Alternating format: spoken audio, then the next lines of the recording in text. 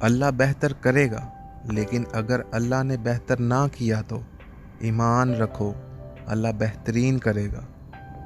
زمانے کا کام ہے مشکل میں ڈالنا، اور اللہ کا کام ہے مشکلوں سے نکالنے کے لیے ہزار راستے نکالنا۔ تھوڑی سی تھکاوٹ کے لیے نماز نہ چھوڑو اے مومن، ان سے کچھ سیکھ جنہوں نے جسم پر خنجر ہوتے ہوئے بھی آخری سجدہ نہیں چھوڑا۔ نماز وہ واحد حکم ہے جسے اللہ نے آسمان سے وحی کے ذریعے نہیں اتارا، بلکہ اپنے محبوب حضرت محمد صلی اللہ علیہ وآلہ وسلم کو آسمان پر بلا کر تحفے میں دیا۔ قرآن پڑھتے ہوئے ایسا لگتا ہے کہ جیسے وہ دلاسا دے رہا ہو کہ میں ہوں نہ تمہارے ساتھ۔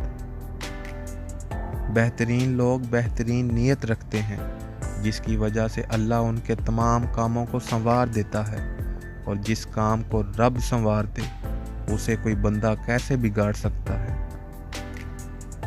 شکر کرنا سیکھو، اتنا ملے گا کہ تھک جاؤ گے۔ اپنے دن کا آغاز صدقہ دینے سے شروع کرو، اس دن تمہاری کوئی بھی دعا رد نہیں کی جائے گی۔ ہر بات میں اللہ کا ذکر کرو گے تو ہر کام میں اللہ کو اپنے ساتھ پاؤ گے۔ دونوں صورتیں یقین کی ہیں، کچھ لوگ اللہ پہ سب چھوڑ دیتے ہیں، کچھ لوگ اللہ کے لیے سب چھوڑ دیتے ہیں۔ رب سے عشق میں ایک مقام وہ بھی آتا ہے، دعا تو بہت دور کی بات ہے، انسان صرف سوچتا ہے اور رب نواز دیتا ہے۔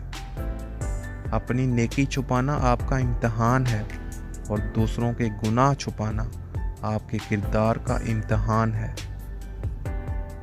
جو تم سے نہیں ہو رہا اسے اللہ کے حوالے کر دو، پھر دیکھو کیا ہوتا ہے، اللہ اسی کو وسیلہ بنا دے گا جو تمہاری راہ میں رکاوٹ ہے۔ میں قربان جاؤں اس رب پر جو دروازہ بھی وہاں سے کھولتا ہے جہاں سوچا بھی نہیں ہوتا۔ لوگوں سے ڈرنا چھوڑ دو، عزت اللہ دیتا ہے، لوگ نہیں۔ بے شک نماز سے زیادہ کسی اور چیز میں سکون نہیں۔ جب وضو کرنا مشکل لگ رہا ہو تو یہ سوچا کریں گناہ دھونے جا رہا ہوں۔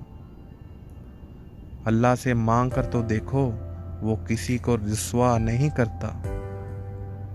حالات اگر برے ہوں تو یقین رکھنا چاہیے، کیونکہ خدا جب کچھ لیتا ہے تو اس سے بڑھ کر نوازتا ہے۔ نصیب کا لکھا مل کر ہی رہتا ہے، کب کہاں اور کیسے یہ سب میرا رب جانتا ہے۔